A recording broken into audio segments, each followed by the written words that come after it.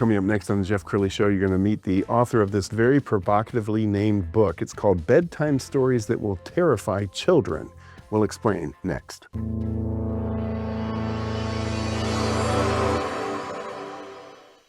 Many are predicting that the worst is yet to come, which is unfortunate, said one person here.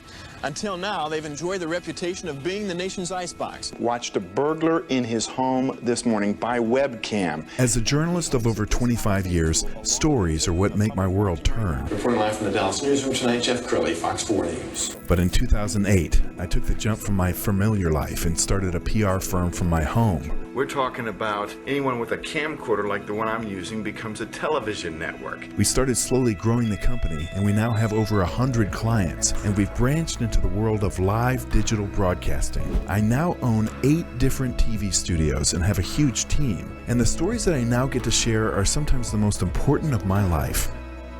Life has a funny way of coming around full circle. This is the Jeff Crilley Show. Well, I wrote a book many years ago, so I know a little bit about the book industry, the publishing industry, and so much of it has to do with the cover, the artwork, and the name of the book. And so I am just incredibly thrilled to have the author of this book. It's called Bedtime Stories That Will Terrify Children. Dr. Randolph Schiffer is in the studio. Thanks for coming on the show. Thank you. All right, well, I got to ask you, the obvious question is, why does somebody want to buy a book that will terrify their kids? Well, the children are quite comfortable with scary stories, ghost stories, magic. They believe in evil spirits. They have fears. They come naturally with them. So a book that will relate to those, draw on those, give examples in the reading or the telling of the stories, it affirms them, makes them feel good. But some parents now are afraid that we will, with this book, harm or overly frighten some of the timid and fearful children.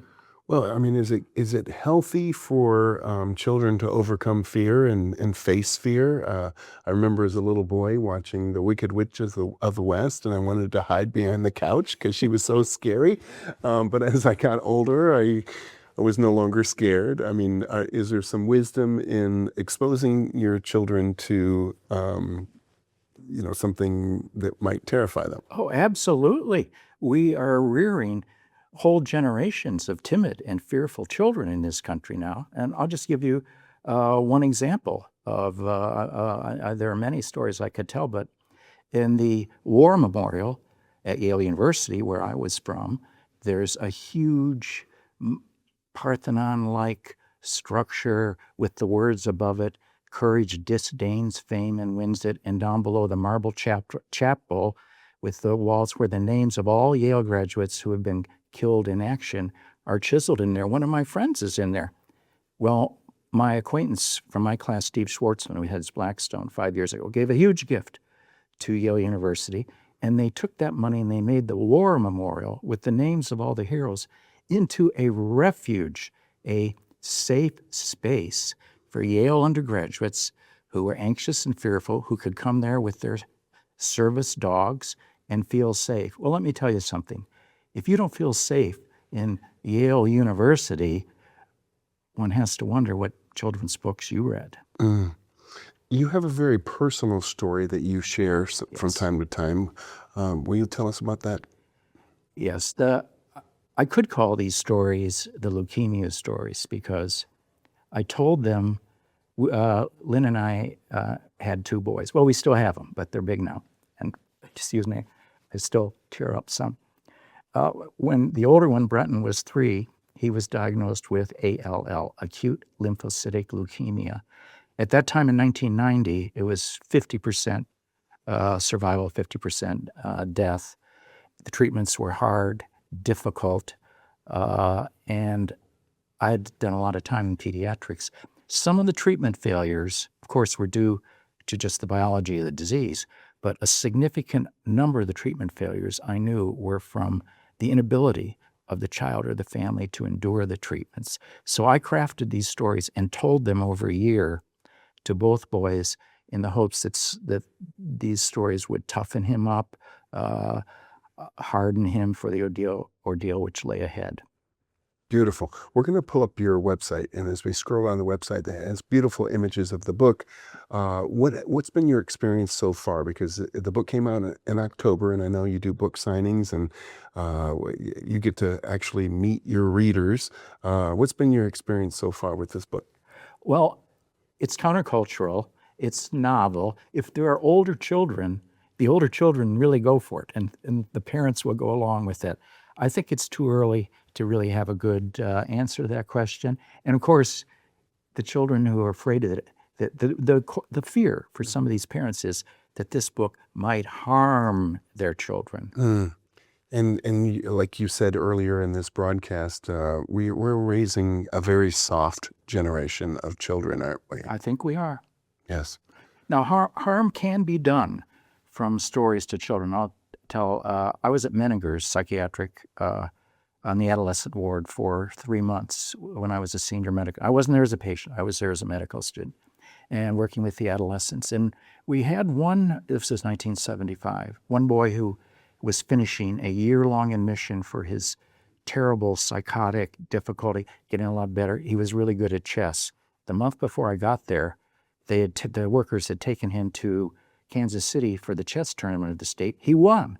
Wow. To reward that boy for what he had finally done, including finishing a year at Menninger's and getting much better from his psychotic mental illness, the worker took him to see The Exorcist. Big mistake. That regressed him, put him back. I mean, he had to stay in it.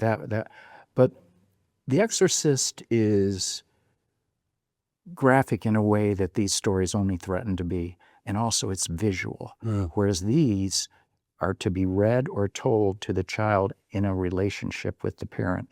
So I don't think that this would do anything like what that boy did, but every child's different. One does have to think about it. Yes. We're going to pull up your Instagram page because there are dozens and dozens of pictures of you out shaking hands, kissing babies at bookstores. Do you like the bookstore experience? Yeah. Is it fun? I like it, yeah, because I get to talk about myself in my book.